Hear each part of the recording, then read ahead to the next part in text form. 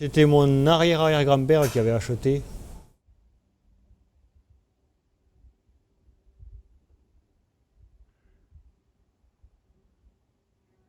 Qui est Lucas? D'où tu viens? T'es un enfant du pays, toi? Oui, alors là, le Mas d'Ossel, c'est une ferme qui est dans la famille depuis plusieurs générations, dans ma famille. Et, Alors, donc, plusieurs générations, ça fait plusieurs centaines d'années, du coup? peut-être pas, mais une centaine d'années au moins, ouais. D'accord. Un peu plus d'une centaine d'années. Et c'était mon arrière-arrière-grand-père qui avait acheté.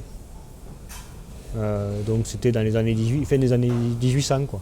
Fin des années 1800. Il a, le gars qui a connu Napoléon III, quoi. C'est ça. Et donc il avait acheté à l'époque à son propriétaire. Il était fermier, il a acheté la ferme à son propriétaire finalement. Et pour rester. Et toi, du coup, t'es né au... Enfin, t'es pas né au Kellar, parce qu'il n'y a pas Non, de maternité au Kellar, donc toujours pas. je suppose que c'est du côté de Millau-Montpellier. De Montpellier, ouais. Je suis né à Montpellier, mais depuis j'ai toujours vécu au Kellar. Ouais. Bon, j'ai fait le lycée agricole, un BEP, bac pro agricole à Saint-Afrique, un BTS agricole à Albi. Et là, le BTS qui m'intéressait était à Albi. Et maintenant, bon, il y en a qui se sont développés un peu partout, mais à ce moment-là, c'était il y a C'était Albi. Et, il y a 10 ans. C'était il y a une dizaine d'années. Et donc, il y a une dizaine d'années, tu reprends à la sortie de ton BTS? Comment ça se passe? Non, après j'ai été salarié pendant quelques années quand même, pendant 6 ou 7 ans. Sur le COS ou Oui, oui, principalement. Et tu as appris le travail. métier? C'est là où tu as appris? Oui, plutôt, ouais. Là j'ai appris le métier, mais j'ai fait beaucoup d'exploitation, j'ai travaillé dans beaucoup d'exploitations, surtout en brebis laitières. Et la dernière, mon patron ne travaillait pas sur place, donc il me laissait un peu gérer et c'est là que j'ai vu que je pouvais me lancer moi-même. Alors tu t'es lancé en quelle année du coup? En 2017. Tu as commencé par la viande pour le coup? Oui, par la viande, ouais. Et oui, parce que il n'y avait pas de quota laitier pour Roquefort sur la ferme. Et bon, il y avait plus d'investissement à faire pour des brebis laitières. Et donc j'ai préféré commencer par la viande. La brebis laitière, il y a plus d'investissement pour les traites tout simplement? Tout simplement, oui, pour la machine à traire, pour la salle qui accueille la machine à traire. Et pour faire du lait, ça demande une alimentation un peu plus poussée, quoi. D'accord, l'alimentation impacte plus le lait que la viande finalement? Oui,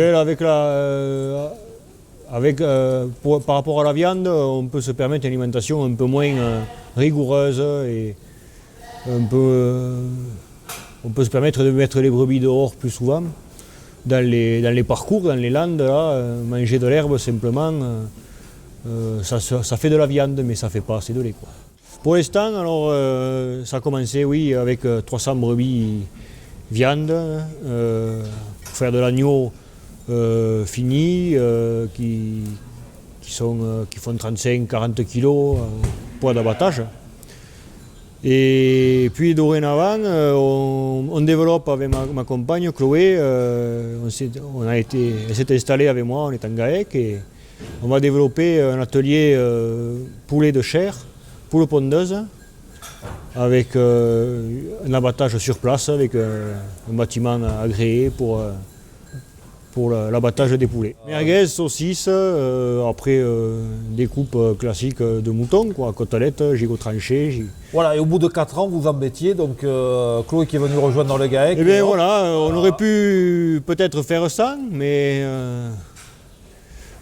Chloé elle avait envie de développer son atelier à elle.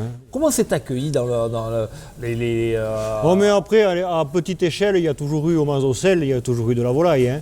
Mon arrière-grand-mère, ma grande tante qui est encore sur le Mas d'Ossel, elle a toujours fait de la volaille, toujours eu une basse-cour.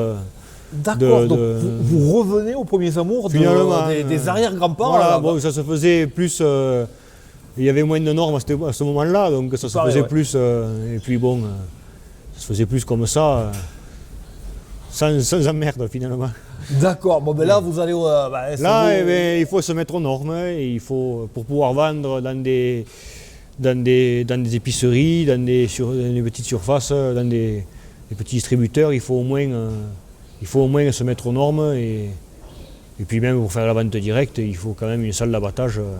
Et puis alors, un truc qui va intéresser certains de nos clients, hein, parce que bon, tu sais qu'avec avec Olivier, on fait pas mal de péricles en moto. Je crois que tu es motard. Oui, mais alors plus trop en ce moment. T'as pas trop le temps, hein? Pas trop le temps, oui. Bon, la moto est dans le garage. C'est quoi? 600 Bandit de 2003. D'accord, un vieux 600 bandits. Voilà, avec une grande bulle devant.